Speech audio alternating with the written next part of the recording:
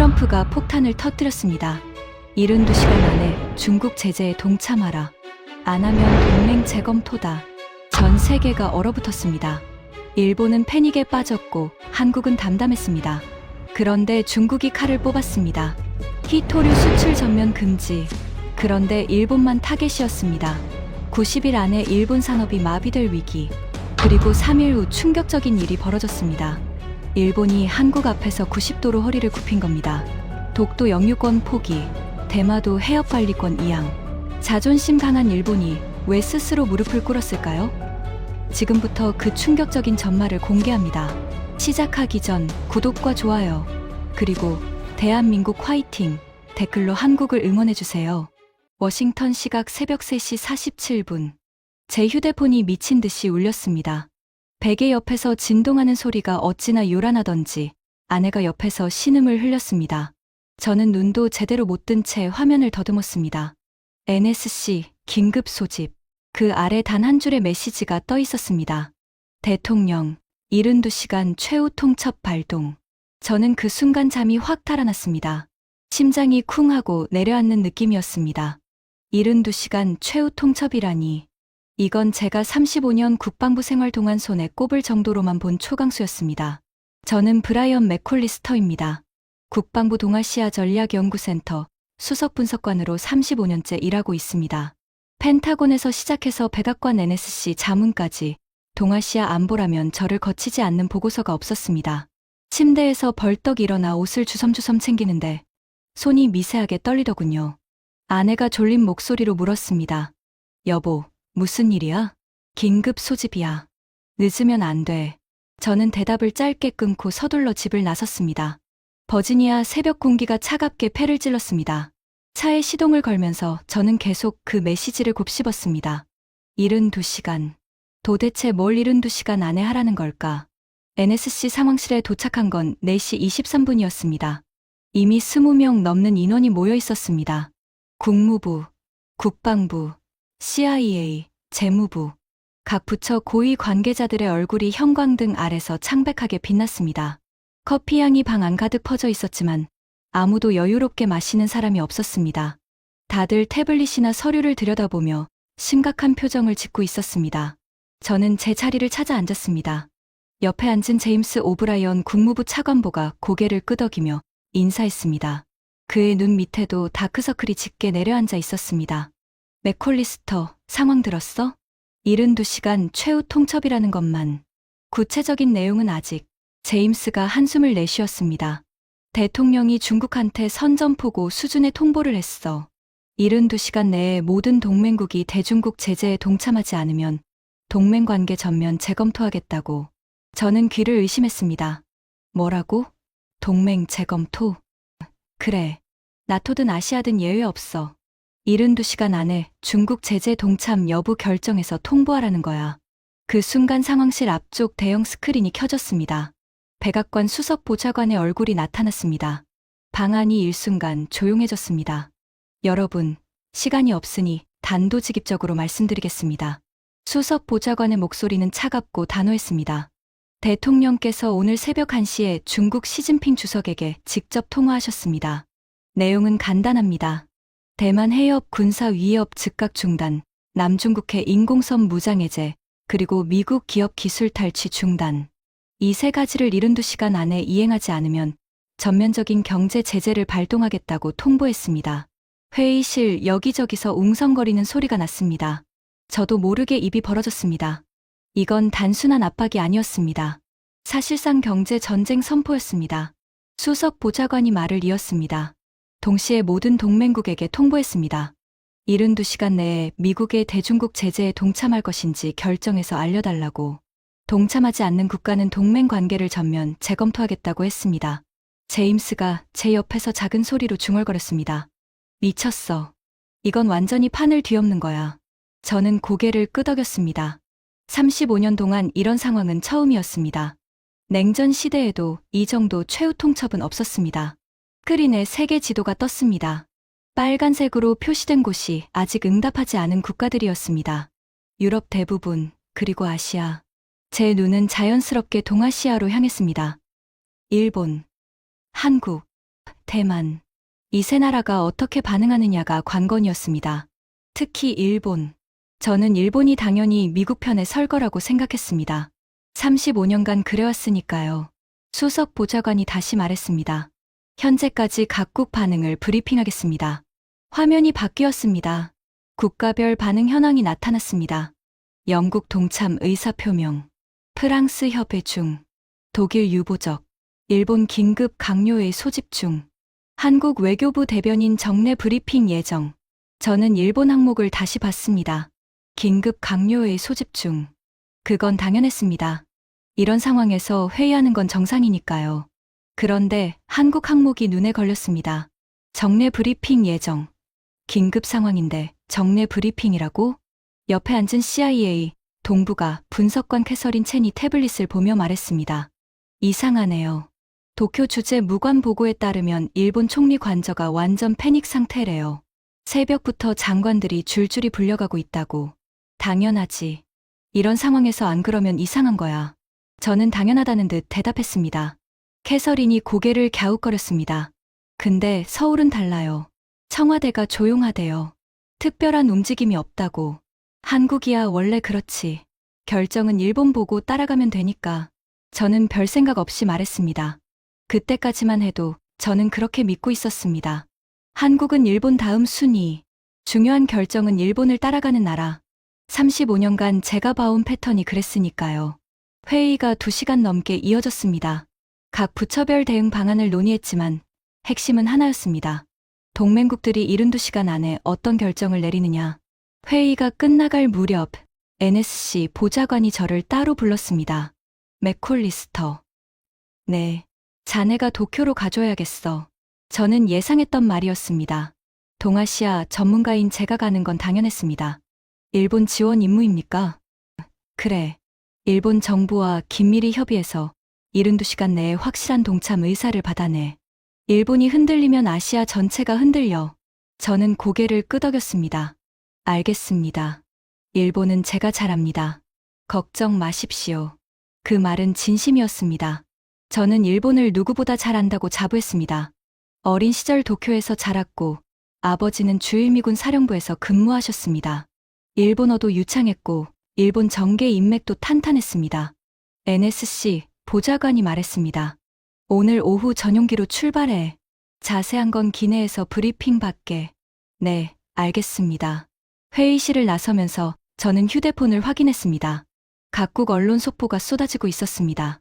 트럼프, 72시간 최후 통첩, 동맹국 선택 강요, 중국, 미국 통보에 강력 반발, 보복 예고, 일본 긴급 강요회의, 대응 방안 논의 중. 저는 일본 기사를 열어봤습니다. 도쿄 총리 관저 앞에 기자들이 몰려있는 사진이 있었습니다. 긴장감이 화면을 통해서도 느껴졌습니다. 그런데 문득 호기심이 생겼습니다. 한국은 어떤가? 저는 한국 기사를 검색했습니다.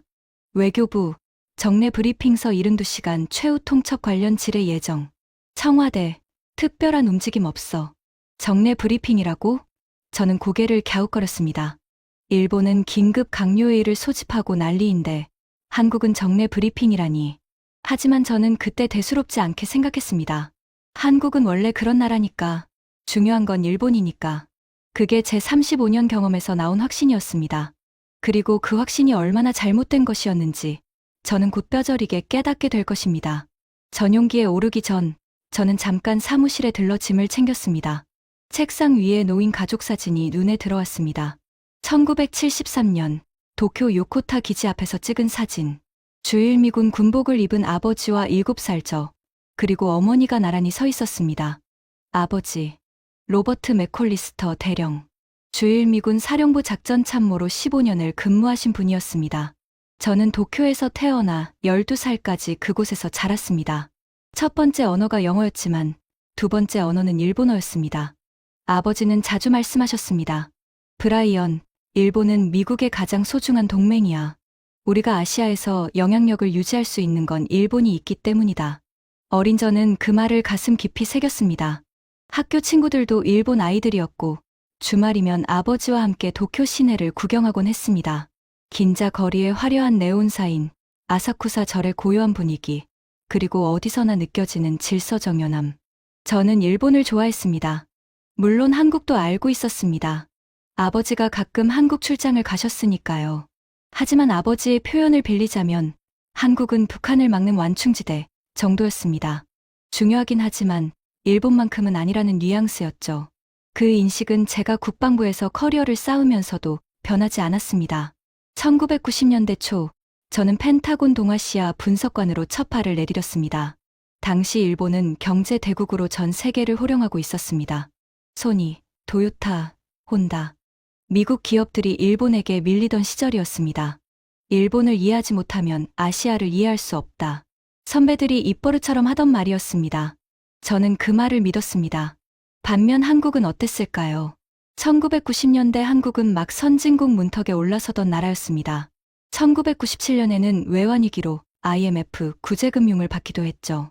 저는 그때 한국 경제를 분석하는 보고서를 쓴 적이 있습니다. 한국은 구조적 취약성을 가진 국가로 중장기적으로 일본의 보조 역할에 머무를 가능성이 높다.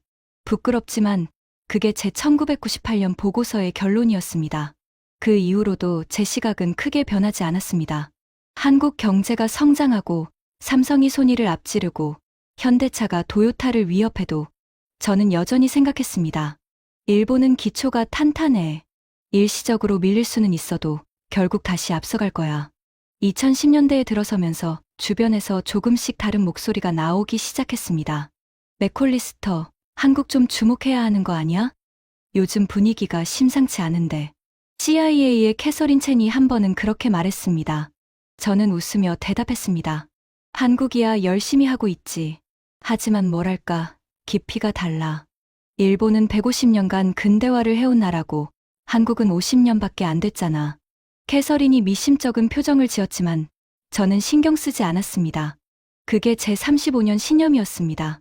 전용기에 탑승하니 좌석에 두꺼운 브리핑 자료가 놓여 있었습니다.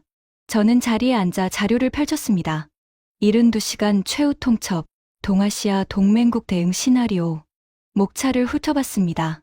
일본 대응 예상, 한국 대응 예상, 대만 대응 예상, 중국 보복 시나리오, 미국 대응 옵션. 저는 자연스럽게 한번 일본 섹션부터 읽기 시작했습니다. 일본은 미일 동맹의 핵심 파트너로서 72시간 내 동참 의사를 표명할 가능성이 높음. 다만 중국과의 경제적 연결고리가 깊어 내부 갈등이 예상됨. 예상대로였습니다. 일본은 고민하겠지만 결국 미국 편에 설 겁니다. 그게 지난 80년간의 패턴이니까요. 저는 한국 섹션을 대충 훑어봤습니다. 한국은 미국과 중국 사이에서 균형 외교를 추구해온 전력이 있어 명확한 입장 표명에 시간이 걸릴 것으로 예상됨. 역시 한국은 눈치를 볼 거야. 저는 그렇게 생각하며 페이지를 넘겼습니다. 그런데 다음 페이지에서 이상한 데이터를 발견했습니다. 중국의 동아시아 교역 의존도 2024년 기준 표가 나와 있었습니다. 일본의 대중국 수출 의존도 22%, 한국의 대중국 수출 의존도 25%, 일본의 중국산 히토류 의존도 87%, 한국의 중국산 히토류 의존도 34%. 저는 히토류 의존도 수치를 다시 봤습니다. 일본 87%, 한국 34%. 이게 맞나? 저는 옆에 앉은 보좌관에게 물었습니다. 이 히토류 의존도 수치 확인된 거야? 네, 분석관님. 상무부 최신 데이터입니다. 한국은 10년 전부터 히토류 공급선 다변화를 추진해서 중국 의존도를 크게 낮췄습니다. 일본은 아직 대부분 중국에서 들여오고 있습니다. 저는 잠시 그 숫자를 응시했습니다. 87%와 34%. 이건 꽤 큰 차이였습니다. 만약 중국이 보복으로 히토류 수출을 막으면 일본이 훨씬 더 큰 타격을 받는다는 의미였습니다. 하지만 저는 그 생각을 금세 털어냈습니다. 어차피 중국이 그렇게까지 하진 않겠지. 그리고 설사 그런다 해도 일본은 버틸 수 있어. 일본은 강한 나라니까. 전용기가 이륙했습니다. 창밖으로 워싱턴 D.C.의 야경이 점점 작아졌습니다. 저는 자료를 덮고 잠시 눈을 감았습니다. 머릿속에 아버지의 얼굴이 떠올랐습니다. 브라이언, 일본은 미국의 가장 소중한 동맹이야. 35년 전 아버지의 말씀. 저는 그 말을 평생 신조로 삼아왔습니다. 동아시아에서 가장 중요한 나라는 일본이다. 한국은 그 다음이다. 대만은 그 다음이다. 그게 제 세계관이었습니다. 그리고 그 세계관이 뿌리부터 흔들리기 시작한 건 도쿄에 도착한 직후부터였습니다. 비행 중에 한 통의 속보가 전용기 통신 시스템으로 들어왔습니다. 중국, 대일본 히토류 수출 전면 중단 발표. 한국, 대만은 제외. 저는 그 속보를 3번이나 다시 읽었습니다. 중국이 일본만 콕 집어서 히토류 수출을 막았다고? 한국은 빼고? 뭐야 이게? 저도 모르게 중얼거렸습니다. 옆에 앉은 보좌관이 태블릿을 들여다보며 말했습니다. 중국이 움직였네요. 근데 왜 한국은 빼죠? 저는 대답하지 못했습니다. 솔직히 저도 몰랐습니다. 중국이 왜 한국은 건드리지 않는 걸까? 그때까지만 해도 저는 생각했습니다. 한국은 별거 아니니까 그렇겠지. 중국이 봐도 한국은 위협이 안 된다고 판단했겠지. 얼마나 오만한 생각이었는지 저는 곧 깨닫게 됩니다. 나리타 공항에 착륙한 건 현지 시각 오후 5시였습니다. 72시간 카운트다운 중 이미 17시간이 지나 있었습니다. 남은 시간은 55시간. 전용기 문이 열리자마자 후덥지근한 공기가 밀려들었습니다. 7월 도쿄 특유의 습한 열기였습니다. 저는 셔츠 안쪽으로 땀이 스며드는 걸 느끼며 트랩을 내려갔습니다. 활주로에 검은색 세단 3대가 대기하고 있었습니다. 미국 대사관에서 나온 차량이었습니다. 주일 미국 대사 마이클 레이놀즈가 직접 마중을 나와 있었습니다. 맥콜리스터, 잘 왔어. 대사님, 상황이 어떻습니까? 우리는 악수를 나누며 차에 올랐습니다. 레이놀즈 대사의 표정이 어두웠습니다. 솔직히 말하면 생각보다 심각해. 차가 공항을 빠져나오며 고속도로에 올라탔습니다. 창밖으로 도쿄 외곽의 풍경이 스쳐 지나갔습니다. 일본 정부 반응은 어때요? 제가 물었습니다. 패닉이야. 완전히. 레이놀즈 대사가 한숨을 내쉬었습니다. 오늘 아침부터 총리 관저가 난리야. 중국이 히토류 수출을 막으면서 상황이 급변했어. 제가 비행 중에 속보 봤습니다. 근데 왜 일본만 타겟인 거죠? 그게 문제야. 레이놀즈 대사가 태블릿을 꺼내 제게 보여줬습니다. 중국 외교부 성명이 화면에 떠 있었습니다. 일본은 대만 문제에 있어 미국의 앞잡이 역할을 자처하고 있다. 이에 중국은 일본에 대한 전략 물자 수출을 전면 재검토할 것이다. 저는 눈살을 찌푸렸습니다. 대만 문제를 핑계로 삼았네요. 그래. 근데 진짜 문제는 따로 있어. 대사가 화면을 스크롤했습니다. 다음 문장이 나타났습니다. 한국과 대만에 대해서는 현재로서는 기존 교역 관계를 유지한다. 한국은 빼줬어. 대만도. 오직 일본만 타겟이야. 저는 그 문장을 다시 읽었습니다. 왜 일본만? 중국 의도가 뭘까요? 글쎄, 분석관들도 갑론을 박 중이야. 일단 일본을 고립시키려는 것 같긴 한데. 차가 도쿄 시내로 진입했습니다. 평소 같으면 네온사인으로 화려한 거리가 오늘따라 묘하게 긴장된 느낌이었습니다. 아니, 어쩌면 제 기분 탓이었을 수도 있습니다. 일본 정부는 뭐래요? 우리한테 뭘 원해요? 제가 물었습니다. 그게 레이놀즈 대사가 말끝을 흐렸습니다. 말씀하세요. 총리 관저에서 오늘 저녁 긴급 면담 요청이 왔어. 미국이 도와줄 수 있는지 타진하고 싶다고. 도움이요? 어떤? 히토류 대체 공급선을 마련해달라는 거야. 미국 비축분을 풀어달라든가, 호주나 캐나다랑 연결해달라든가. 저는 고개를 끄덕였습니다. 당연한 요청이었습니다. 중국이 히토류를 막으면 일본 전자산업이 타격을 받을 테니까요. 그건 협의해볼 수 있는 문제죠. 문제는 그 다음이야.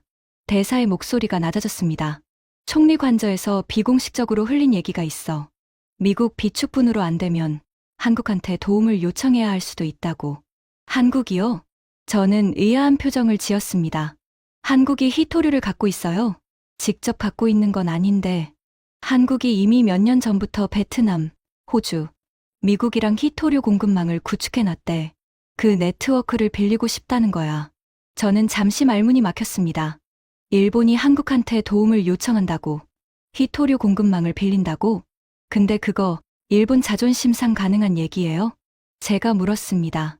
레이놀즈 대사가 씁쓸하게 웃었습니다. 나도 그랬어.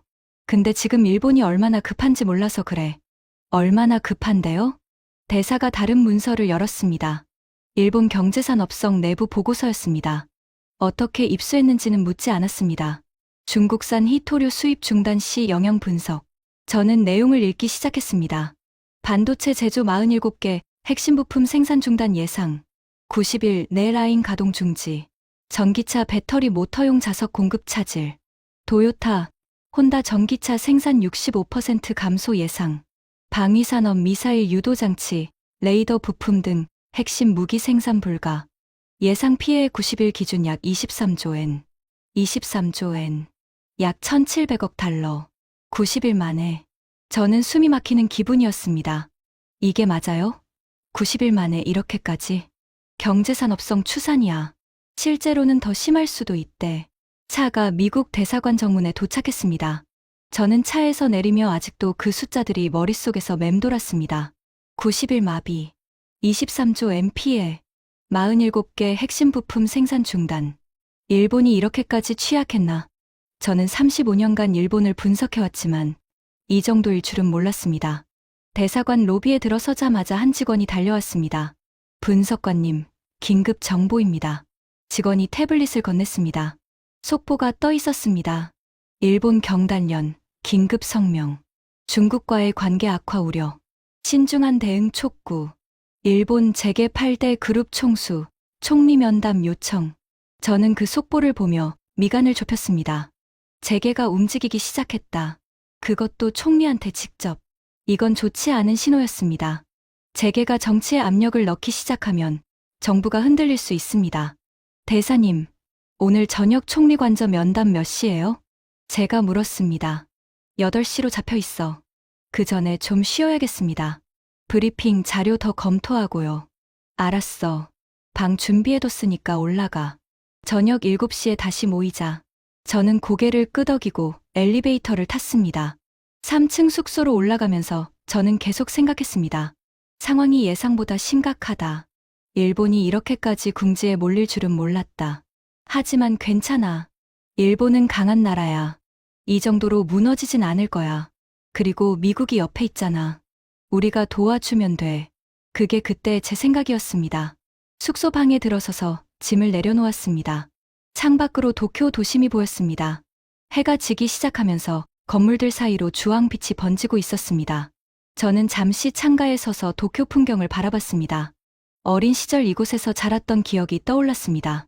아버지 손을 잡고 걸었던 긴자 거리, 처음으로 스시를 먹었던 츠키지 시장, 벚꽃이 흐드러지던 우에노 공원. 일본은 제 제2의 고향이었습니다. 이 나라가 어려움에 처했다면 저는 당연히 도와야 했습니다. 그때 휴대폰이 울렸습니다. 캐서린 첸이었습니다. 맥콜리스터, 도쿄 도착했어? 응, 방금. 왜? 이상한 정보가 하나 들어왔어서. 캐서린의 목소리가 묘하게 긴장돼 있었습니다. 뭔데? 한국 대통령이 내일 도쿄에 온대. 저는 눈을 깜빡였습니다. 한국 대통령이. 왜? 한일 정상회담. 원래 다음 주로 예정됐던 건데 갑자기 앞당겼대. 갑자기? 이 상황에서. 그게 이상한 거지. 72시간 최후 통첩의 중국 제재에 이런 혼란 속에서 왜 갑자기 정상회담을 앞당기는 거야? 저는 잠시 생각했습니다. 한국 대통령이 도쿄에 온다. 이 타이밍에 한국이 뭔가 노리는 거 아니야? 제가 말했습니다. 무슨 의도인지는 모르겠어. 근데 서울 분위기가 이상하대. 어떻게 이상한데? 너무 조용하대. 청와대가. 일본은 패닉인데 한국은 마치 예상했다는 듯이 담담하다고. 저는 그 말을 곱씹었습니다. 예상했다는 듯이 담담하다. 그게 무슨 의미지? 일단 알겠어. 정보 더 들어오면 알려줘. 응. 조심해. 전화를 끊고 저는 다시 창밖을 바라봤습니다. 도쿄 하늘이 점점 어두워지고 있었습니다. 한국 대통령이 온다. 이 타이밍에 뭔가 이상했습니다. 하지만 그때 저는 그 이상함의 정체를 파악하지 못했습니다. 저는 여전히 생각하고 있었습니다. 핵심은 일본이야. 한국은 부수적인 문제지. 그 생각이 얼마나 틀렸는지 저는 그날 밤부터 깨닫기 시작했습니다. 총리 관저 면담이 끝나고 호텔로 돌아오던 밤, 저는 우연히 한 장면을 목격합니다. 그리고 그 장면은 제 35년의 확신을 뿌리부터 흔들어 놓았습니다. 총리 관저 면담은 저녁 8시 정각에 시작됐습니다. 저는 레이놀츠 대사, 그리고 국무부에서 급파된 협상 전문가 2명과 함께 검은 세단에 올랐습니다. 도쿄 도심을 가로질러 나가타초로 향하는 동안 차 안은 무거운 침묵이 흘렀습니다. 창밖으로 도쿄 야경이 스쳐 지나갔습니다. 화려한 네온사인들, 바쁘게 오가는 사람들. 겉으로 보기엔 평화로운 저녁이었습니다. 하지만 그 평화로움 아래서 일본 정부는 지금 극심한 압박에 시달리고 있었습니다. 총리 관저에 도착하니 경비가 삼엄했습니다. 평소보다 경호원이 2배는 많아 보였습니다. 우리는 신분 확인을 거쳐 건물 안으로 들어갔습니다. 회의실에는 이미 일본 측 인사들이 자리 잡고 있었습니다. 외무 대신, 경제산업 대신, 방위 대신, 그리고 내각관방 장관. 총리 아래 핵심 강요들이 총출동한 거였습니다. 하지만 제가 주목한 건 그들의 표정이었습니다. 하나같이 얼굴이 굳어 있었습니다. 눈 밑에 피로가 역력했고 어깨는 잔뜩 긴장돼 있었습니다. 총리가 우리를 맞았습니다. 대사님, 맥콜리스터 분석관님, 이렇게 급하게 와주셔서 감사합니다. 악수를 나누는 총리의 손이 미세하게 떨리는 게 느껴졌습니다. 저는 속으로 생각했습니다. 상황이 심각하긴 심각하구나. 자리에 앉자마자 총리가 본론으로 들어갔습니다. 솔직히 말씀드리겠습니다. 지금 일본은 매우 어려운 상황에 처해 있습니다. 총리의 목소리에 힘이 없었습니다. 35년간 수많은 외교 회담에 참석했지만 일본 총리가 이렇게 솔직하게 약점을 드러내는 건 처음 봤습니다. 중국이 히토류 수출을 막으면서 우리 산업계가 심각한 타격을 받을 위기에 놓였습니다. 경제산업 대신이 자료를 꺼냈습니다. 현재 추산으로는 90일 내에 주요 반도체 라인이 가동을 멈출 수 있습니다. 피해액은 최소 23조 엔. 저는 그 숫자를 이미 알고 있었지만 당사자 입에서 직접 듣으니 더 무겁게 느껴졌습니다. 레이놀츠 대사가 물었습니다. 미국에 원하시는 게 구체적으로 뭡니까? 히토류 대체 공급선입니다. 미국 전략 비축분을 일부 풀어주시거나 호주나 캐나다 광산과 연결해 주시면 감사하겠습니다. 대사가 고개를 끄덕였습니다. 본국과 협의해 보겠습니다. 다만 그 정도 물량을 단기간에 확보하는 건 쉽지 않을 겁니다. 총리의 표정이 더 어두워졌습니다. 그때였습니다. 회의실 문이 열리고 비서관이 급하게 들어왔습니다. 그가 총리 귀에 뭔가를 속삭였습니다. 총리의 얼굴이 창백하게 변했습니다. 뭐라고? 비서관이 태블릿을 건넸습니다. 총리가 화면을 보더니 손으로 이마를 짚었습니다. 무슨 일입니까? 제가 물었습니다. 총리가 태블릿을 테이블 위에 내려놓았습니다. 화면에는 중국 외교부 긴급 발표가 떠 있었습니다. 중국이 추가 제재를 발표했습니다. 저는 화면을 들여다봤습니다. 중국 외교부 긴급 발표 일본에 대한 전략물자 수출 통제 확대, 히토류 외 반도체 소재, 배터리 원자재 포함, 한국, 대만, 동남아시아는 기존 교역 유지. 저는 마지막 문장을 2번 읽었습니다. 한국, 대만, 동남아시아는 기존 교역 유지? 왜 일본만 타겟입니까? 제가 물었습니다. 회의실이 조용해졌습니다. 외무 대신이 한숨을 내쉬었습니다. 우리도 이해가 안 됩니다. 왜 한국은 빼주는 건지. 한국도 미국 동맹 아닙니까? 왜 일본만 때리는 거죠? 제가 다시 물었습니다. 누구도 대답하지 못했습니다. 그때 방위 대신이 입을 열었습니다. 아마 최근 대만 관련 발언 때문인 것 같습니다. 대만 발언이요? 지난달 저희 총리께서 대만 유사시 일본이 개입할 수 있다고 말씀하셨습니다. 중국이 그걸 빌미로 삼은 것 같습니다. 저는 고개를 끄덕였습니다. 그래, 그건 이해가 됐습니다. 하지만 여전히 의문이 남았습니다. 한국은 왜 빠진 거지? 회의는 자정이 넘어서야 끝났습니다. 구체적인 결론은 나지 않았습니다. 미국이 도와주겠다고 했지만 당장 내일부터 효과를 볼 수 있는 해결책은 아니었습니다. 호텔로 돌아오는 차 안에서 저는 계속 그 의문을 곱씹었습니다. 왜 일본만, 왜 한국은 빼줬지? 중국 입장에서 생각해봤습니다. 한국도 미국 동맹이고 사드도 배치했고 미국과 군사협력도 강화하고 있습니다. 일본을 때릴 거면 한국도 같이 때리는 게 자연스럽지 않나? 그런데 왜? 호텔에 도착해서 방에 들어가자마자 캐서린한테서 전화가 왔습니다. 맥콜리스터, 면담 어땠어? 예상보다 심각해. 일본이 정말 궁지에 몰렸어. 나도 비슷한 정보 들었어. 근데 더 이상한 거 발견했어. 뭔데? 한국 대통령 일정이 확정됐어. 내일 오후 도쿄 도착. 근데 숙소가 내가 묵는 호텔이래. 뭐, 같은 호텔. 응. 너 몇 층이야? 12층. 한국 대통령이 14층이래. 저는 잠시 말문이 막혔습니다. 같은 호텔이라고? 2층 차이로? 그게 무슨 의미야? 모르겠어. 근데 타이밍이 너무 절묘하지 않아? 일본이 궁지에 몰린 이 순간에 한국 대통령이 도쿄에 와서 내가 묵는 호텔에 묵는다고? 저는 창밖을 바라봤습니다.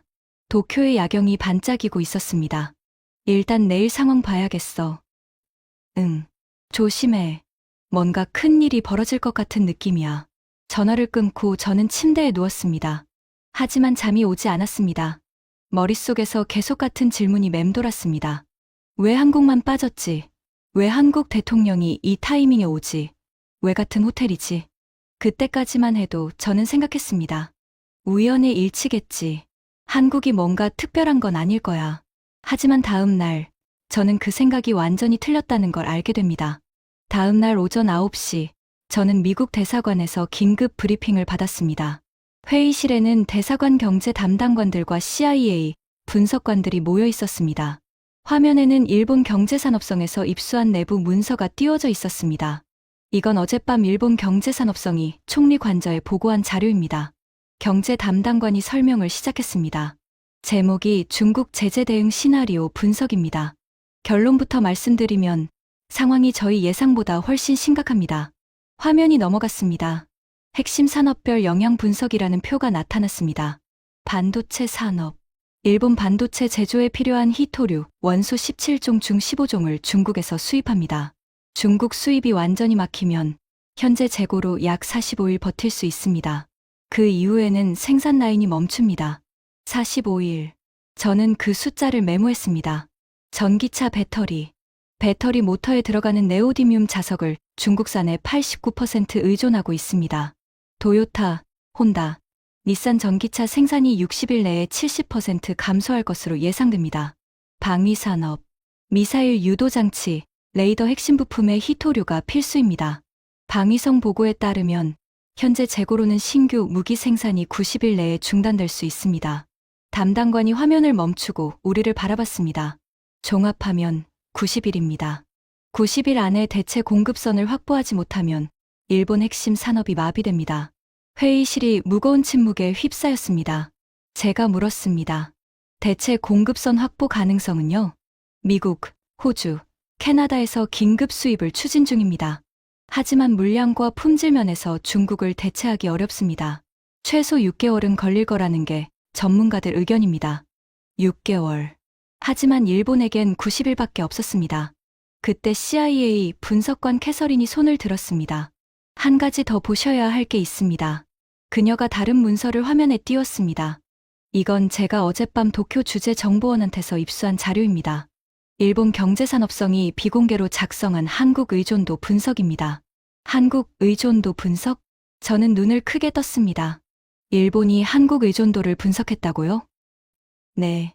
보시면 아시겠지만 충격적입니다.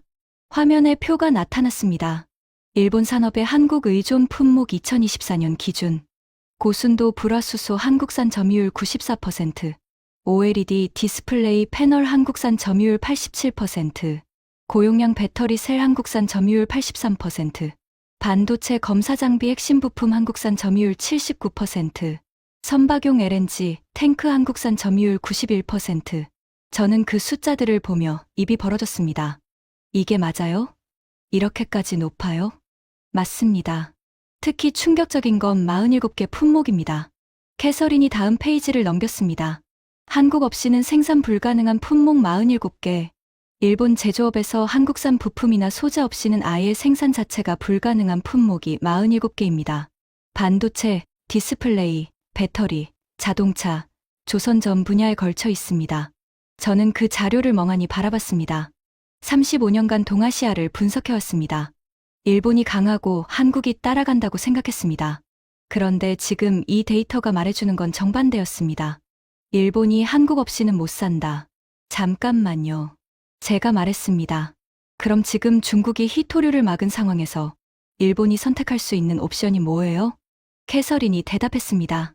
두 가지입니다. 하나, 미국과 호주에서 히토류를 긴급 수입한다. 하지만 6개월 걸립니다. 둘, 한국한테 도움을 요청한다. 한국한테? 한국은 이미 몇 년 전부터 히토류 공급망을 다변화했습니다.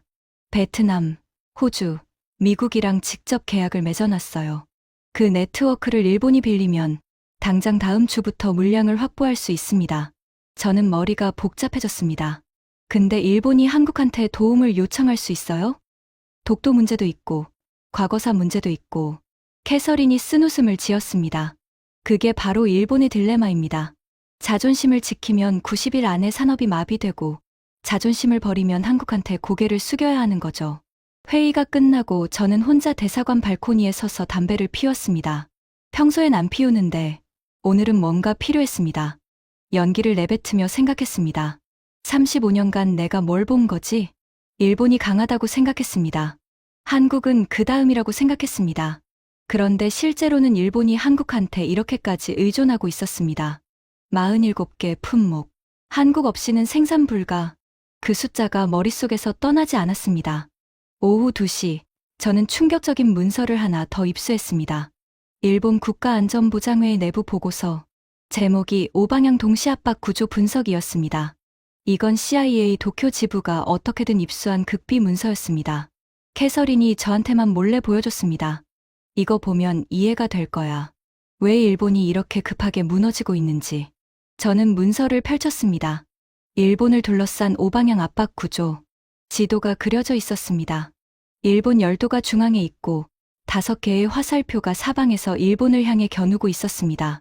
동쪽 중국, 동중국해 해상훈련, 센카쿠 열도 압박, 남쪽 중국, 대만 해협 긴장, 남중국해 봉쇄 위협, 북쪽 러시아, 북방 영토 군사훈련, 에너지 수송로 위협, 서쪽 한국, 경제적 의존, 기술 역전, 위쪽 미국 마이너스 72시간 최후 통첩, 동맹 충성 압박. 저는 4번째 항목에서 눈이 멈췄습니다. 서쪽 한국. 한국이 일본을 압박하고 있다고? 문서를 더 읽어봤습니다. 한국은 군사적으로 일본을 직접 위협하지 않지만 경제적으로 일본의 생존을 좌우할 수 있는 위치에 있다. 일본 핵심 산업의 47개 품목이 한국에 의존하고 있으며 한국이 협력을 거부할 경우 일본 제조업은 치명적 타격을 받는다. 특히 현 상황에서 중국의 히토류 제재가 일본만을 타겟으로 하고 있어. 한국의 협력 없이는 대체 공급선 확보가 사실상 불가능하다. 결론 일본은 현재 군사적 중국, 러시아, 경제적 한국, 외교적 미국 압박을 동시에 받는 오방향 포위 상태에 놓여 있다. 저는 그 문장을 3번이나 다시 읽었습니다. 오방향 포위. 일본 정부 스스로가 인정한 겁니다. 우리는 사면초가도 아니고 오면초가다. 문서 마지막 페이지에 대응 권고안이 있었습니다. 권고 1 중국에 대한 유화 제스처 검토. 기가 미국 압박으로 불가능. 권고 2 러시아와의 별도 채널 가동 검토 중. 권고 3 미국의 최후 통첩 연장 요청. 기각 효과 없을 것으로 예상. 권고 4 한국과의 긴급 협력 채널 가동 최우선 추진. 4번째 권고가 최우선 추진으로 표시돼 있었습니다. 한국과의 긴급 협력. 저는 문서를 덮고 창밖을 바라봤습니다. 오후 햇살이 도쿄 빌딩 숲 사이로 비추고 있었습니다. 35년간 제가 믿어온 것들이 무너지는 느낌이었습니다. 일본이 강하다. 아니, 일본은 지금 사방에서 포위당해 있었습니다. 한국은 일본 다음이다. 아니, 한국은 일본의 생존을 좌우할 수 있는 위치에 있었습니다. 미국이 도와주면 된다. 아니, 미국은 오히려 일본을 압박하고 있었습니다. 그때 제 휴대폰이 울렸습니다. 레이놀츠 대사였습니다. 맥콜리스터, 지금 어디야? 대사관 3층입니다. 급하게 내려와. 한국 대통령이 방금 도쿄에 도착했어. 그래요? 그리고 방금 총리 관저에서 연락 왔어. 오늘 저녁에 한일 정상회담이 열린대. 비공개로. 저는 심장이 두근거리는 걸 느꼈습니다. 비공개 정상회담이요? 응. 그리고 더 이상한 게 있어. 뭔데요? 총리가 오늘 밤에 한국 대통령 숙소를 직접 방문한대. 회담 전에. 저는 귀를 의심했습니다. 총리가 먼저요? 초청국 정상이 방문국 정상을 먼저 찾아간다고요? 응.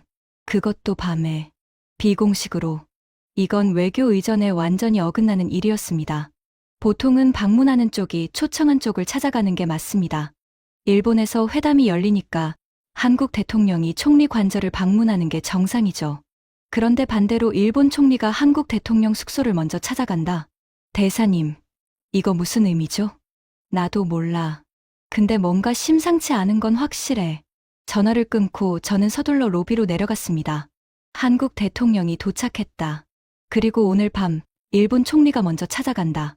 오방향 포위 속에서 일본이 선택할 수 있는 건 한국밖에 없었습니다. 그리고 그 선택이 어떤 형태로 나타날지 저는 오늘 밤 직접 목격하게 됩니다. 저녁 9시, 저는 호텔로 돌아왔습니다. 대사관에서 하루 종일 정보 분석에 매달렸더니 몸이 파김치가 됐습니다. 엘리베이터를 타고 12층으로 올라가면서 저는 오늘 하루 알게 된 것들을 정리했습니다. 일본은 오방향에서 포위당해 있다. 중국, 러시아, 미국, 그리고 한국. 특히 경제적으로 한국 없이는 90일도 못 버틴다. 그래서 오늘 밤 총리가 한국 대통령을 먼저 찾아간다. 엘리베이터 문이 열렸습니다. 복도로 나서는데 뭔가 이상했습니다. 평소보다 경호원이 많았습니다. 복도 양쪽 끝에 검은 양복을 입은 사람들이 서 있었습니다.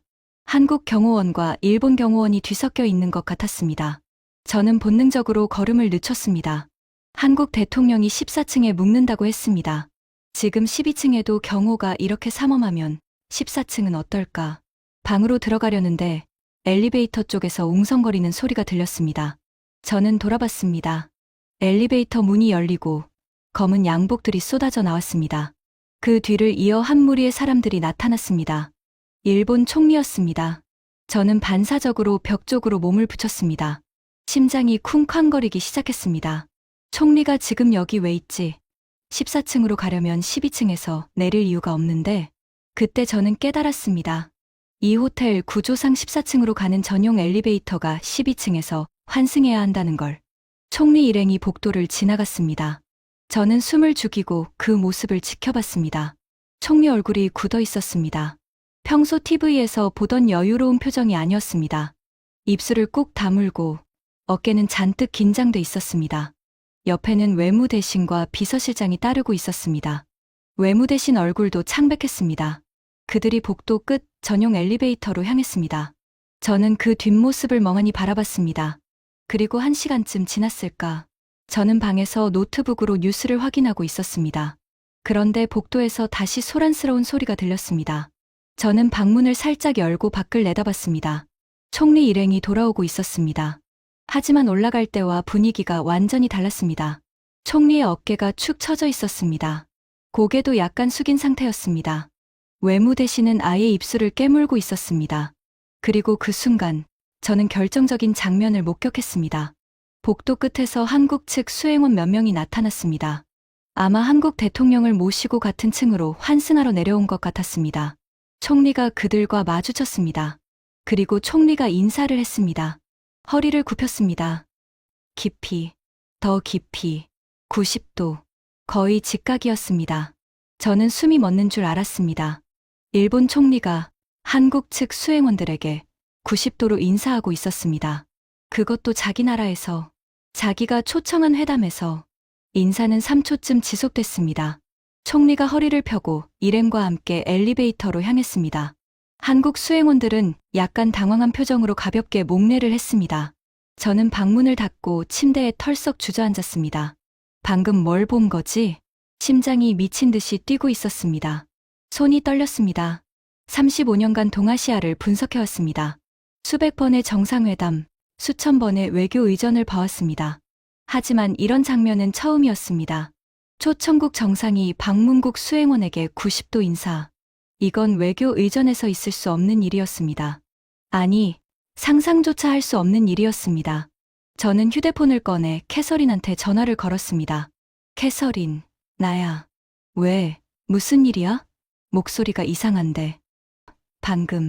방금 뭔가를 봤어. 뭘 봤는데? 저는 잠시 숨을 고른 뒤 말했습니다. 일본 총리가 한국 수행원들한테 90도 인사하는 거 봤어. 뭐, 90도야. 거의 직각으로 허리를 굽혔어. 전화 너머로 캐서린이 숨을 들이키는 소리가 들렸습니다. 그게 확실해? 내 눈으로 직접 봤어. 3미터도 안 되는 거리에서 세상에 잠시 침묵이 흘렀습니다. 맥콜리스터, 그거 사진 찍었어? 아니, 너무 갑자기 벌어져서. 그래도 기록은 해도, 일지라도. 이건 역사적인 순간이야. 전화를 끊고 저는 침대에 누웠습니다. 천장을 멍하니 바라봤습니다. 일본 총리가 한국 수행원들에게 90도 인사. 그 장면이 눈앞에서 계속 재생됐습니다. 왜 저렇게까지? 오방향 포위, 90일 마비, 47개 핵심 부품. 모든 조각이 맞춰지기 시작했습니다. 일본은 지금 한국 없이는 살 수 없는 상황에 몰렸습니다. 그래서 총리가 직접 찾아갔습니다. 그리고 저렇게 고개를 숙인 겁니다. 자존심보다 생존이 더 급했던 겁니다. 저는 눈을 감았습니다. 35년간 믿어왔던 것들. 일본은 강하다. 한국은 그 다음이다. 미일 동맹이 아시아의 축이다. 그 모든 게 무너지는 느낌이었습니다. 그리고 그날 밤, 저는 잠을 이루지 못한 채 아버지의 유품 상자를 열게 됩니다. 새벽 2시. 저는 결국 잠을 포기하고 일어났습니다. 창밖으로 도쿄의 야경이 여전히 반짝이고 있었습니다. 하지만 그 불빛들이 오늘따라 다르게 보였습니다. 화려함이 아니라 뭔가 위태로움이 느껴졌습니다. 저는 가방 속을 뒤적였습니다. 이번 출장을 오면서 가져온 물건이 하나 있었습니다. 아버지의 유품 상자. 아버지 로버트 맥콜리스터 대령은 5년 전에 돌아가셨습니다. 유품을 정리하다가 작은 상자 하나를 발견했는데 그 안에 일기장과 사진들이 있었습니다. 저는 그걸 언젠가 천천히 보려고 미뤄뒀었습니다. 그런데 이번 도쿄 출장이 결정됐을 때 왠지 그 상자를 가져가야 할 것 같았습니다. 아버지가 근무하셨던 도시니까, 아버지의 기억이 서린 곳이니까. 상자를 침대 위에 올려놓고 뚜껑을 열었습니다. 오래된 종이 냄새가 코를 찔렀습니다. 50년 된 물건들이니 당연했습니다. 사진 몇 장이 맨 위에 있었습니다. 요코타 기지 앞에서 찍은 가족 사진. 젊은 아버지, 어린 저, 그리고 어머니. 저는 사진을 한참 들여다봤습니다. 아버지의 눈빛이 자신감에 차 있었습니다. 그때 아버지는 미일 동맹의 최전선에서 일하고 계셨으니까요. 사진 아래에 낡은 일기장이 있었습니다. 표지에 1973에 1975라고 적혀 있었습니다. 아버지가 주일미군 사령부에서 근무하던 시절이었습니다. 저는 호기심에 일기장을 펼쳤습니다. 1973년 4월 15일. 오늘 한국에서 온 군인들과 합동훈련이 있었다. 그들의 눈빛이 인상적이었다. 배고프지만 포기하지 않는 눈빛. 아버지가 한국 군인들을 만났던 기록이었습니다. 1973년 6월 3일. 서울 출장. 거리가 가난했지만 활기가 넘쳤다. 모두가 열심히 일하고 있었다. 일본과는 다른 에너지가 느껴졌다. 저는 페이지를 넘겼습니다. 1973년 8월 22일. 오늘 충격적인 일이 있었다. 저는 눈을 크게 떴습니다. 충격적인 일? 한국 정부가 중화공업 육성 계획을 발표했다. 우리 군 분석관들은 비웃었다. 한국이 무슨 중화공업이냐고. 하지만 나는 다르게 생각한다. 한국인들의 눈빛을 보면 알 수 있다. 그들은 진심이다. 무엇이든 해내려는 결기가 있다. 저는 숨을 죽이고 계속 읽었습니다. 일본은 이미 성공했다. 그래서 지킬 것이 많다. 변화를 두려워한다. 하지만 한국은 아직 아무것도 없다. 그래서 두려울 것도 없다. 모든 것을 걸 수 있다. 언젠가 한국이 일본을 추월할 것이다. 얼마나 걸릴지는 모르겠지만 저는 그 문장에서 멈췄습니다. 언젠가 한국이 일본을 추월할 것이다. 50년 전 아버지가 쓴 문장이었습니다. 그때 한국은 1인당 GDP가 400달러도 안 되던 시절이었습니다. 일본은 이미 선진국이었고요. 미국 분석관들은 한국을 가난한 후진국으로 봤습니다. 그런데 아버지는 다르게 봤습니다. 저는 페이지를 더 넘겼습니다. 1974년 3월 10일. 일본 경제계 인사들과 만찬이 있었다. 그들은 한국을 우습게 봤다. 한국은 영원히 우리를 따라올 수 없다고 했다. 나는 속으로 생각했다. 저 자만심이 언젠가 일본의 발목을 잡을 것이다. 자만심. 저는 그 단어에 밑줄을 그었습니다. 아버지는 50년 전에 이미 보고 계셨습니다. 일본의 자만심을, 한국의 잠재력을. 그런데 저는 왜 못 봤을까? 저는 아버지의 아들입니다. 같은 길을 걸었습니다. 같은 지역을 분석했습니다. 그런데 저는 35년간 일본만 봤습니다. 한국은 그 다음이라고 생각했습니다. 아버지의 눈을 물려받지 못했습니다. 일기장 마지막 페이지에 메모가 끼워져 있었습니다. 브라이언에게. 아버지가 쓴 글씨였습니다. 언젠가 내가 이 일기를 읽게 된다면 아마 세상이 많이 바뀌어 있을 거다. 내 예측이 맞았는지 틀렸는지 알 수 있겠지. 한 가지만 기억해라. 절대 겉모습에 속지 마라. 화려함 뒤에 쇠락이 숨어 있고 가난함 뒤에 잠재력이 숨어 있다. 그리고 내가 언젠가 동아시아를 분석하게 된다면 일본만 보지 마라. 한국을 봐라. 그곳에 미래가 있다. 저는 그 메모를 읽고 또 읽었습니다. 눈물이 났습니다. 아버지는 50년 전에 이미 알고 계셨습니다. 한국에 미래가 있다고. 일본의 화려함 뒤에 쇠락이 숨어 있다고. 그런데 저는 35년간 정반대로 생각하며 살아왔습니다. 저는 일기장을 가슴에 안고 창밖을 바라봤습니다. 도쿄의 불빛들. 50년 전 아버지가 봤던 그 불빛들. 아버지의 눈에는 그 불빛 뒤에 숨겨진 것들이 보였을 겁니다. 자만심, 변화에 대한 두려움, 지킬 것이 많아서 움직이지 못하는 무거움. 그리고 오늘 밤, 저도 드디어 그걸 봤습니다. 일본 총리가 한국 수행원들에게 90도로 인사하는 모습. 그건 자존심을 버린 게 아니었습니다. 생존을 위해 현실을 인정한 겁니다. 아버지의 예언이 맞았습니다. 한국이 일본을 추월했습니다. 50년이 걸렸지만 결국 그렇게 됐습니다. 저는 일기장을 상자에 다시 넣고 뚜껑을 닫았습니다. 창밖이 조금씩 밝아오고 있었습니다. 새벽이 오고 있었습니다. 그리고 오늘 정식 한일 정상회담이 열립니다. 어젯밤 총리가 90도로 인사한 것. 그건 시작에 불과했습니다. 오늘 회담에서 무슨 일이 벌어질지 저는 예감할 수 있었습니다. 일본이 무언가를 내놓을 겁니다. 자존심을 접고 현실을 인정하고 한국 앞에 고개를 숙일 겁니다. 그리고 저는 그 장면을 직접 목격하게 됩니다. 35년간 믿어왔던 세계가 완전히 무너지는 순간을. 아침 10시 한일 정상회담이 시작됐습니다. 저는 미국 측 옵저버 자격으로 외무성 브리핑룸에 입장했습니다.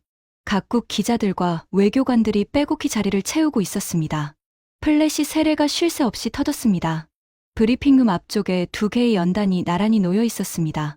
한쪽에는 일장기, 다른 쪽에는 태극기가 걸려 있었습니다. 저는 뒷줄에 서서 상황을 지켜봤습니다. 심장이 두근거렸습니다. 어젯밤 목격한 90도 인사가 계속 머릿속에서 맴돌았습니다. 오늘 이 자리에서 무슨 발표가 나올까? 10시 15분, 양국 정상이 입장했습니다. 한국 대통령이 먼저 들어왔습니다. 표정이 담담했습니다. 여유로워 보이기까지 했습니다. 그 뒤를 이어 일본 총리가 들어왔습니다. 저는 그의 얼굴을 주시했습니다. 피곤해 보였습니다. 눈 밑에 다크서클이 짙었고 어깨가 축 처져 있었습니다. 어젯밤 복도에서 봤던 그 모습 그대로였습니다. 두 정상이 악수를 나눴습니다. 카메라 플래시가 폭발하듯 터졌습니다. 그리고 회담이 시작됐습니다. 2시간 동안 비공개 회담이 진행됐습니다. 저는 브리핑룸에서 기다리며 다른 기자들, 외교관들과 이야기를 나눴습니다. 일본 외무성 관계자 한 명이 제게 다가왔습니다. 맥콜리스터 분석관님이시죠? 네. 오늘 발표가 좀 충격적일 수 있습니다. 그가 목소리를 낮췄습니다. 어떤 내용인데요? 자세한 건 말씀드리기 어렵지만 역사적인 날이 될 겁니다. 그의 표정이 어두웠습니다. 역사적이라는 말이 긍정적인 의미로 들리지 않았습니다. 오후 12시 30분, 비공개 회담이 끝나고 공동 기자회견이 시작됐습니다. 한국 대통령이 먼저 연단에 섰습니다. 오늘 양국은 새로운 미래를 향한 역사적인 합의에 도달했습니다. 차분한 목소리였습니다. 승리자의 여유가 느껴졌습니다. 첫째, 양국은 과거사 문제에 대해 미래지향적 해결 방안에 합의했습니다. 기자들이 펜을 바쁘게 움직였습니다. 둘째, 양국은 경제협력을 대폭 강화하기로 했습니다. 특히 반도체, 배터리, 히토류 분야에서 전략적 파트너십을 구축합니다. 저는 히토류라는 단어에 귀가 번쩍 뜨였습니다. 일본이 한국한테 히토류 공급망을 빌리기로 한 거구나. 셋째, 양국은 영토 문제에 대해 새로운 접근 방식에 합의했습니다. 영토 문제. 브리핑룸이 순간 조용해졌습니다. 모든 기자가 숨을 죽였습니다. 한국 대통령이 말을 이었습니다.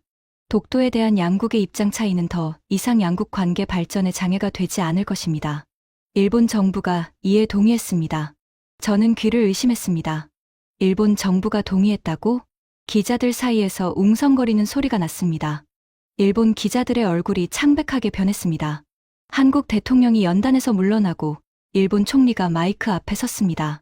총리의 손이 미세하게 떨리는 게 보였습니다. 그가 준비된 원고를 펼쳤습니다.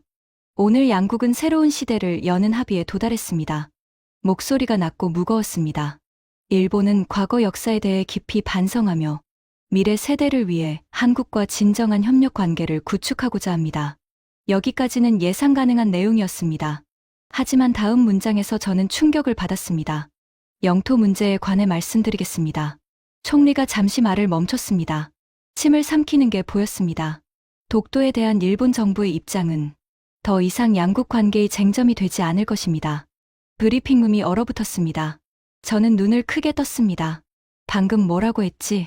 이것이 무슨 의미인지 명확히 말씀드리겠습니다. 총리가 원고에서 눈을 떼고 정면을 바라봤습니다. 일본 정부는 앞으로 독도 영유권을 주장하지 않겠습니다. 이 문제는 더 이상 논의 대상이 아닙니다. 순간 브리핑룸이 폭발했습니다. 뭐라고요? 총리님, 그게 무슨 말씀입니까? 일본 기자들이 자리에서 벌떡 일어났습니다. 고함이 터져나왔습니다. 카메라 플래시가 미친 듯이 터졌습니다. 저는 그 자리에 얼어붙은 채 서 있었습니다. 독도 영유권을 주장하지 않겠다. 더 이상 논의 대상이 아니다. 이건 사실상 포기 선언이었습니다. 총리가 손을 들어 기자들을 진정시켰습니다. 아직 끝나지 않았습니다. 브리핑룸이 다시 조용해졌습니다. 하지만 긴장감은 극에 달해 있었습니다. 대마도 해협 관리에 대해서도 합의가 이루어졌습니다. 대마도 해협, 저는 심장이 멎는 줄 알았습니다. 현재 대마도 해협 물동량의 91%가 한국 관련입니다. 이 현실을 반영하여 양국은 해협 관리에 있어 한국의 역할을 대폭 확대하기로 합의했습니다. 91%. 한국의 역할 확대. 저는 그 의미를 곱씹었습니다. 이건 사실상 대마도 해협 관리권을 한국에 넘기겠다는 거였습니다. 총리가 마지막으로 말했습니다. 이 모든 결정은 쉽지 않았습니다. 하지만 일본의 미래를 위해 필요한 선택이었습니다. 양국 국민 여러분의 이해를 부탁드립니다. 총리가 연단에서 물러났습니다. 그의 어깨가 한없이 무거워 보였습니다. 그때 일본 기자 한 명이 소리쳤습니다. 총리님, 질문 받아주십시오. 총리가 멈췄습니다. 이건 항복 아닙니까? 기자의 목소리가 브리핑룸에 울려 퍼졌습니다. 독도 포기, 대마도 관리권 이양. 이건 사실상 한국에 무릎 꿇은 거 아닙니까? 브리핑룸이 숨을 죽였습니다. 모든 시선이 총리에게 집중됐습니다. 총리가 천천히 돌아섰습니다. 그의 얼굴이 굳어 있었습니다. 잠시 침묵이 흘렀습니다. 그리고 총리가 입을 열었습니다. 항복이 아닙니다. 목소리가 낮았지만 단호했습니다. 이건 현실을 인정한 겁니다. 기자들이 술렁였습니다. 일본은 지금 매우 어려운 상황에 처해 있습니다. 우리가 선택할 수 있는 길은 많지 않았습니다. 그리고 그 선택지 중에서 한국과 협력하는 것이 일본의 미래를 위해 가장 현명한 길이라고 판단했습니다. 총리가 잠시 말을 멈췄습니다. 자존심을 지키다가 나라를 잃을 수는 없습니다. 그 한마디가 브리핑룸에 무겁게 내려앉았습니다. 저는 그 자리에 서서 총리의 뒷모습을 바라봤습니다. 35년간 제가 믿어왔던 세계가 무너지는 소리가 들렸습니다. 일본은 강하다. 한국은 그 다음이다. 미일 동맹이 아시아의 축이다. 그 모든 게 틀렸습니다. 오늘 이 자리에서 일본은 한국 앞에 고개를 숙였습니다.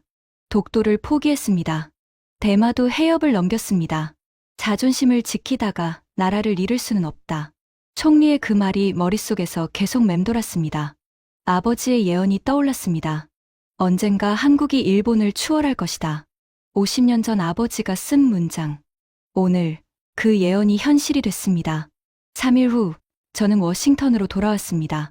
덜레스 공항에 내려서 차를 몰고 집으로 향했습니다. 버지니아의 익숙한 풍경이 창밖으로 스쳐 지나갔습니다. 하지만 모든 게 달라 보였습니다. 집에 도착해서 짐을 풀고 저는 곧바로 다시 차에 올랐습니다. 가야 할 곳이 있었습니다. 알링턴 국립묘지. 아버지가 잠들어 계신 곳이었습니다. 오후 늦은 시간, 묘지는 고요했습니다. 가을바람이 나무숲을 흔들었습니다. 저는 익숙한 길을 따라 걸었습니다. 아버지 묘비 앞에 섰습니다. 로버트 제이. 맥콜리스터 대령 1942-2021 헌신적인 군인, 사랑하는 아버지. 저는 묘비 앞에 무릎을 꿇었습니다. 차가운 대리석에 손을 얹었습니다. 아버지. 목소리가 떨렸습니다. 다녀왔습니다. 도쿄에서. 바람이 불어왔습니다. 마치 아버지가 대답하시는 것 같았습니다. 아버지 말씀이 맞았습니다. 저는 가방에서 아버지의 일기장을 꺼냈습니다. 1973년에 쓰인 그 일기장. 언젠가 한국이 일본을 추월할 거라고 하셨잖아요. 50년이 걸렸지만 그렇게 됐습니다. 눈물이 났습니다. 저는 35년간 틀렸습니다. 아버지가 보신 걸 저는 못 봤습니다. 화려함 뒤에 숨은 쇠락을, 가난함 뒤에 숨은 잠재력을. 저는 일기장을 펼쳤습니다. 아버지가 남기신 메모가 있는 페이지. 절대 겉모습에 속지 마라. 화려함 뒤에 쇠락이 숨어 있고, 가난함 뒤에 잠재력이 숨어 있다. 이 말씀을 진작 이해했어야 했는데, 바람이 다시 불었습니다. 나무잎들이 바스락거렸습니다. 아버지, 저 이제 알겠습니다. 저는 고개를 들어 하늘을 바라봤습니다. 구름 사이로 햇살이 비추고 있었습니다. 진짜 강한 나라가 뭔지 알겠습니다. 도쿄에서 봤던 장면들이 떠올랐습니다. 72시간 최후 통첩에 패닉에 빠진 일본. 반면 담담하게 대응한 한국. 오방향 포위에 고립된 일본. 반면 모든 방향에서 협력 요청을 받는 한국. 90도로 고개를 숙인 일본 총리. 반면 여유롭게 미소 짓던 한국 대통령. 진짜 강한 나라는 목소리를 높이지 않습니다. 저는 중얼거렸습니다. 상대가 스스로 고개 숙이게 만드는 나라입니다. 한국은 그걸 해냈습니다. 묘비 앞에서 일어났습니다. 바지에 묻은 흙을 털었습니다. 아버지, 저 새로운 보고서를 쓰려고 합니다. 35년간 동아시아를 분석해왔습니다. 수백 편의 보고서를 썼습니다. 하지만 그 모든 보고서의 전제가 틀렸습니다. 제목은 한국 중심 동아시아 전략입니다. 일본이 중심이 아닙니다. 이제 한국이 중심입니다. 미국이 동아시아에서 영향력을 유지하려면 일본이 아니라 한국과 손을 잡아야 합니다. 그게 제 새로운 결론입니다. 바람이 멈췄습니다. 묘지가 고요해졌습니다. 저는 마지막으로 묘비에 손을 얹었습니다. 고맙습니다, 아버지. 50년 전에 진실을 보여주셔서. 그리고 돌아섰습니다. 묘지를 나서면서 저는 생각했습니다. 35년간의 확신이 무너지는 건 고통스러운 일이었습니다. 하지만 동시에 해방감도 느꼈습니다. 잘못된 믿음에서 벗어났으니까요.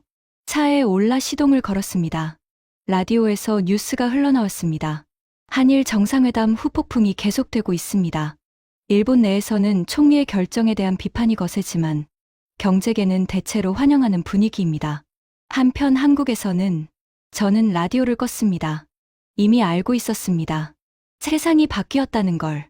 집으로 돌아가는 길, 저는 창밖으로 지는 해를 바라봤습니다. 새로운 시대가 열렸습니다. 그리고 저는 그 새로운 시대를 제대로 이해하는 첫 번째 미국인이 되기로 결심했습니다.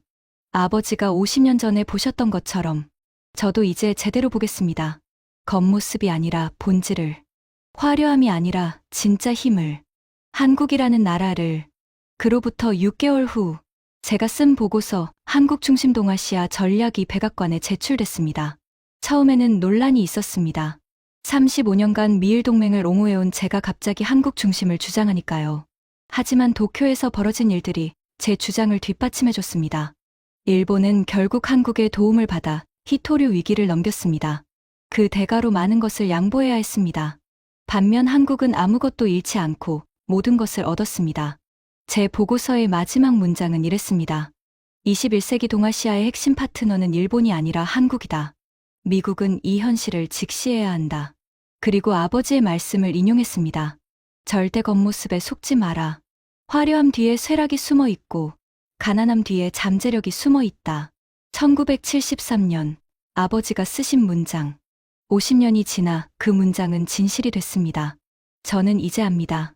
진짜 강한 나라는 목소리를 높이지 않습니다. 떠들지 않습니다. 위협하지 않습니다.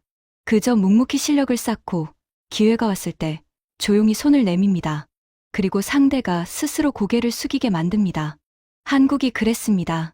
50년간 묵묵히 달려왔습니다. 조롱받고 무시당하고 과소평가받으면서도.